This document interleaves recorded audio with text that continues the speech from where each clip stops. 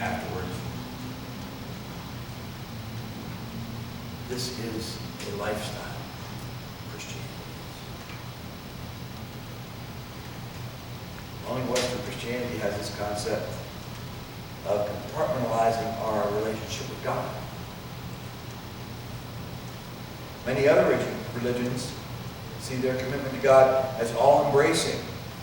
Their gods always get their best, and not their leftover of time and resources.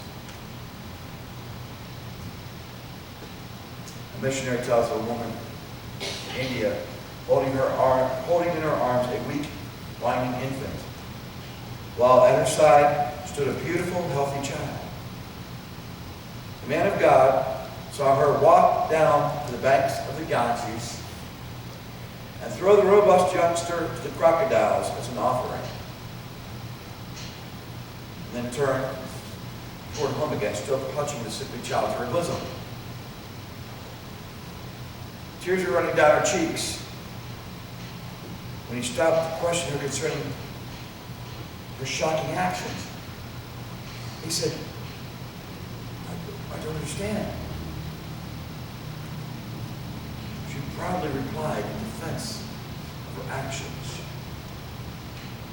Oh, sir, our gods always give our best.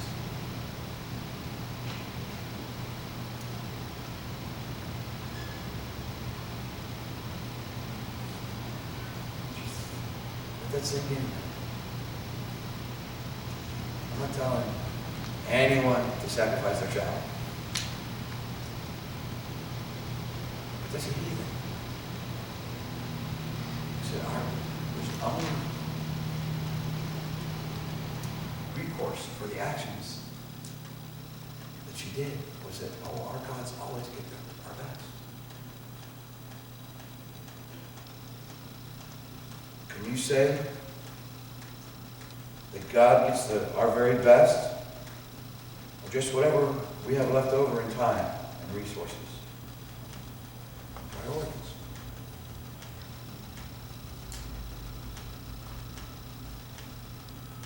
But Cain and Abel.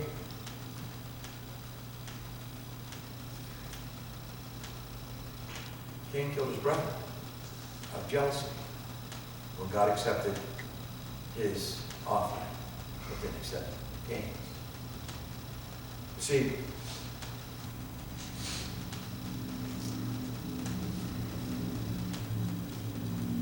the problem was not the offering.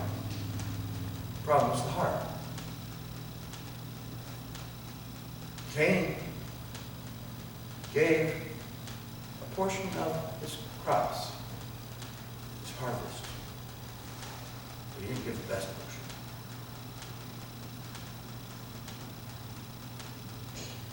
While Abel gave a spotless lamb.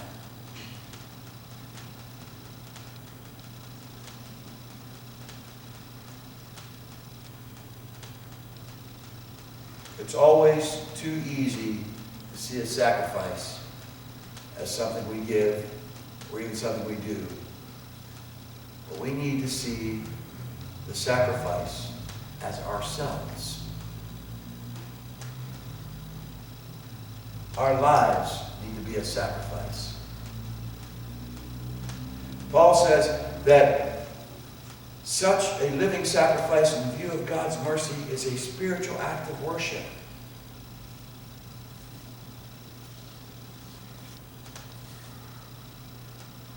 In view of God's mercy,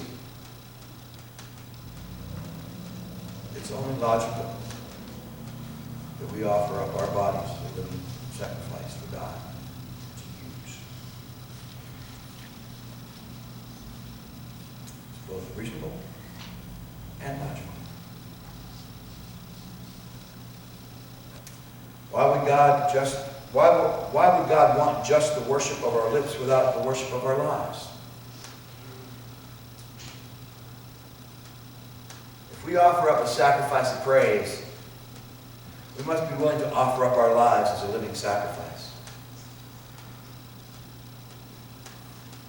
This will include what comes from our lips.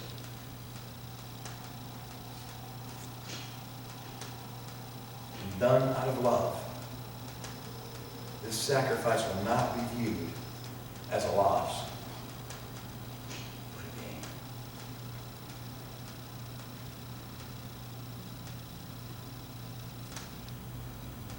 It's told that in the First World War, there's a young French soldier who was seriously wounded.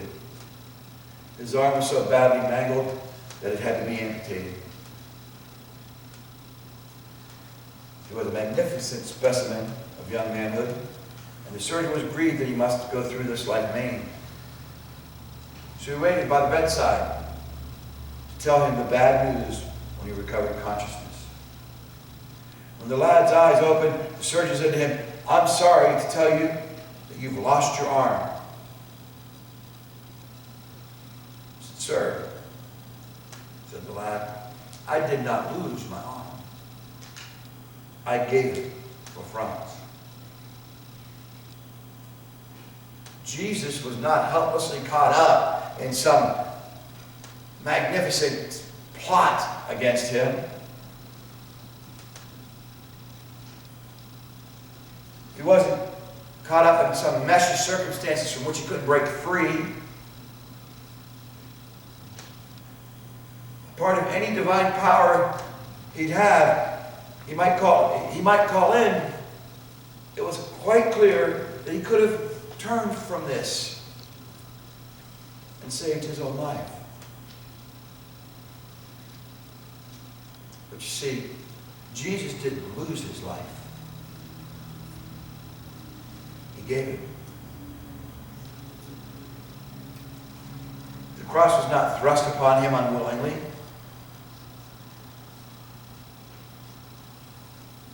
He willingly accepted it for us.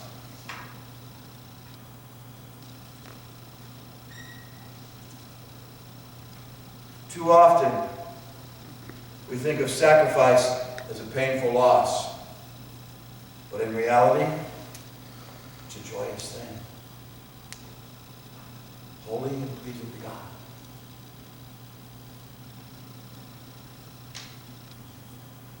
To God, the content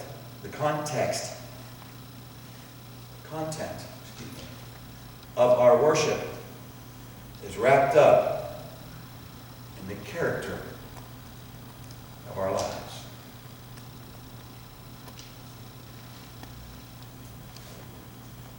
The real worship, then, is when it comes both from our lips and from our lives.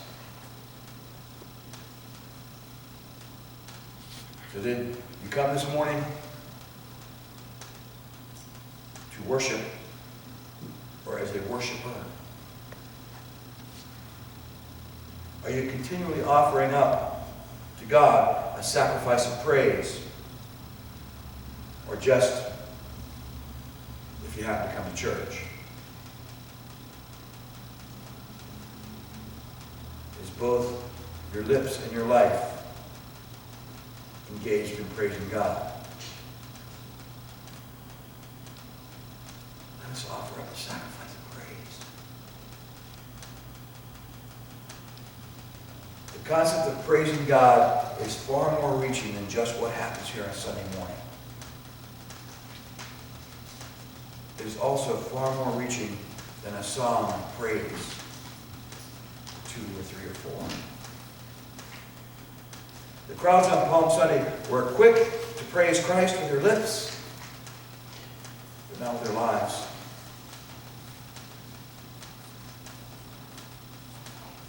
Those same crowds were crying out, "Crucify him," a day later.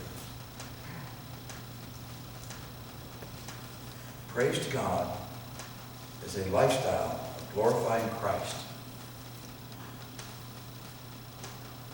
not just with our lips. To shout out glory to God in the highest, but with our lives. Did you come to worship? Or did you come as a worshiper?